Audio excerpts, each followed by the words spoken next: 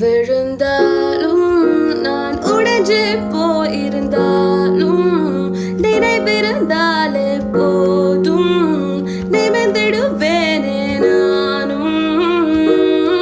நடக்காதல் என்பது மாயவலை, கண்ணீரும் கூட சொந்தமில்லை, வலியில்லா வாழும் வாழ்க்கையே தேவையில்லை. அடக்காதல் என்பது மாயவலை, சிக்கா